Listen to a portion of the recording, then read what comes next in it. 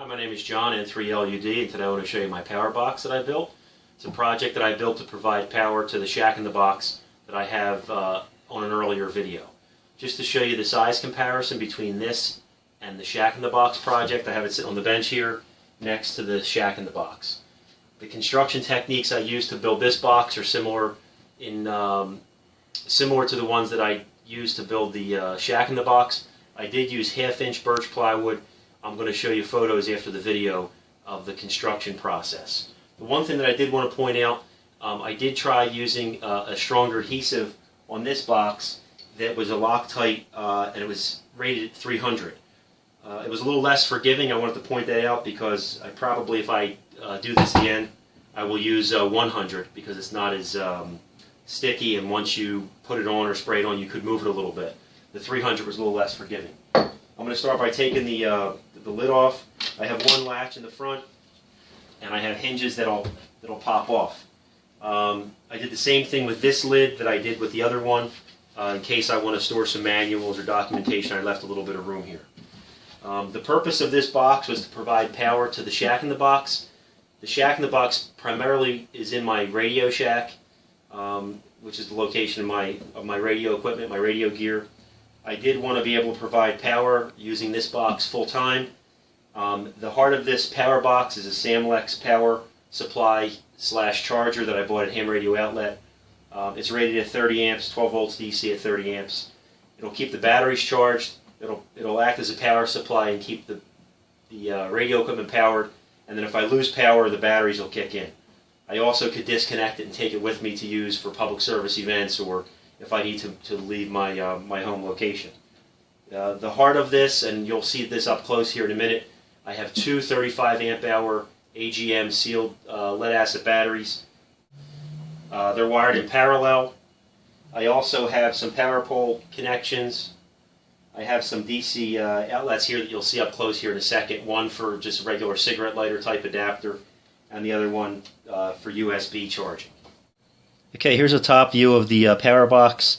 I have the Samlex power supply charger to the left, and you can see the power cord is not plugged in at the moment. I also have on the right side is a little plastic housing that I built from an old Radio Shack box.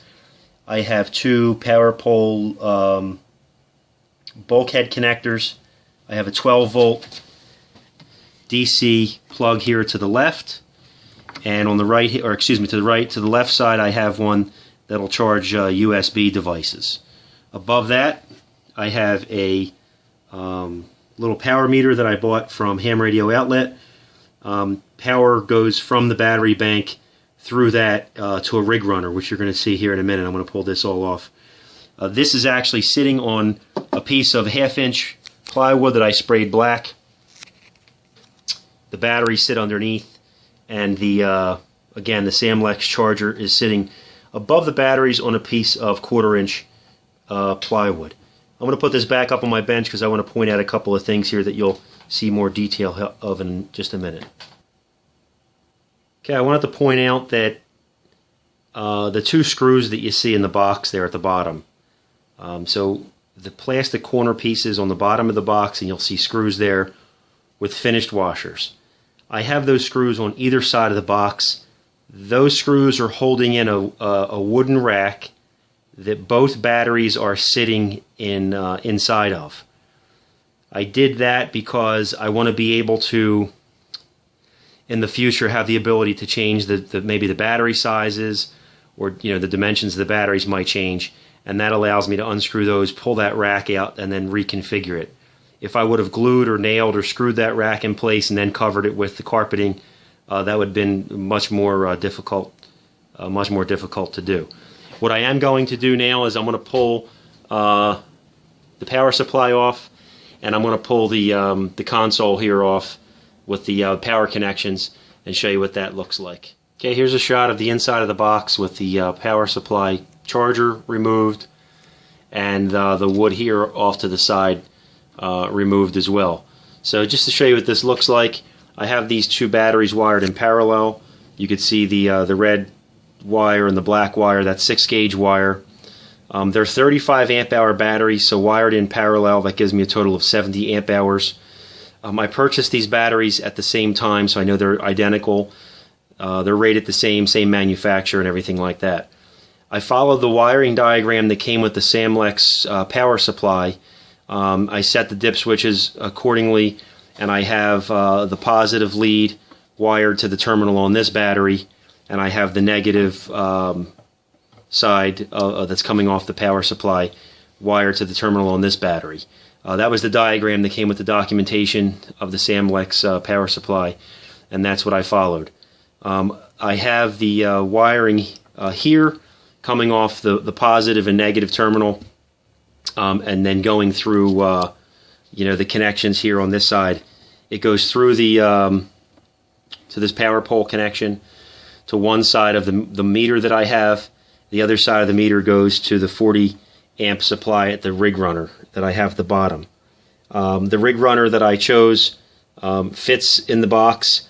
It has a 40 amp input, and it has three 25 amp connections, a 10 amp connection, well actually I guess two 10 amp connections, a 5 amp and two 1 amp connections. How I utilize this, and I only transmit on one radio at a time, this is plenty for what I'm using. So to show you the close-up here, I have half-inch plywood. I have this plastic lid here that I had from years ago from a Radio Shack box. I cut out holes on this plastic lid with my Dremel, and that allowed me to fit in the bulkhead connections for the power poles.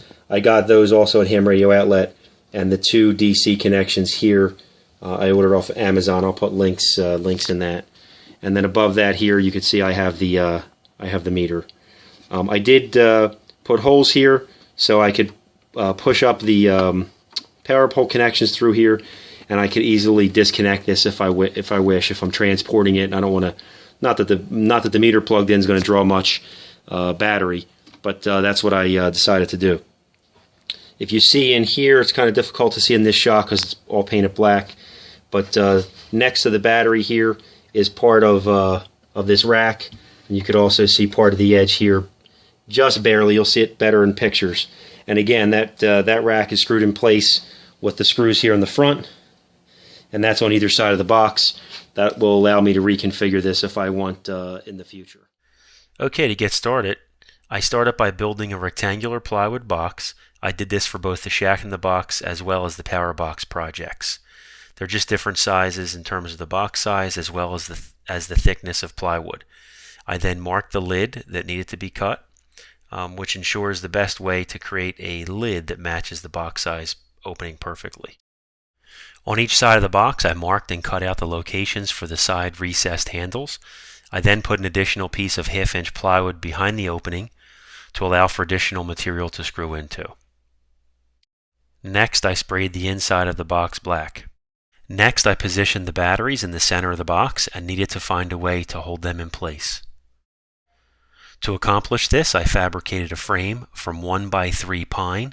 I cut 4 pieces in my miter box with a handsaw. I glued and screwed them together to assemble the frame. After the frame was assembled, I set the batteries in place before spraying the frame black. After the frame was assembled, I positioned it into the center of the box and screwed it in place. I used screws and finish washers, fastening the frame in place from both sides of the box. I did this to allow me to be able to remove this in the future and change the frame size if need be. Here you can see the batteries positioned in the frame inside the box. Next, I turned my attention to the lid. I cut out a piece of rectangular speaker carpet and sprayed it with adhesive. I positioned the lid in the speaker carpet and continued to spray the sides of the lid and work all the way around all 4 corners of the lid, and working the carpet up and securing it in place with the adhesive. I then trimmed the corners. Once the corners were finished, I can set my attention to the center of the lid. I sprayed the center of the lid with adhesive and also sprayed a piece of speaker carpet, fastening it in place. Here is a shot of the lid once it was completed. Next, onto the actual box. I follow the same process with the box, spraying adhesive on the wood and spraying adhesive on the carpet as well, working my way around each of the sides. You can see here some of the adhesive as I'm working up to the front and the sides of the box. I did this all the way around the sides until the entire box was completed. Here you can see a shot of the side of the box with the recessed handles in place. On this box, I decided to use 4 plastic bottom pieces on the bottom of the box only because the lid was too shallow. The hinges I used this time would allow me to open up and remove the lid easily.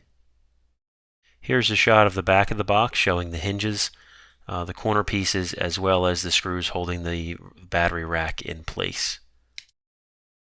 Here's a shot from the side of the box with the lid in place. On the inside of the box, I screwed scrap pieces of plywood in the locations to hold the shelf for the power supply as well as the power outlets.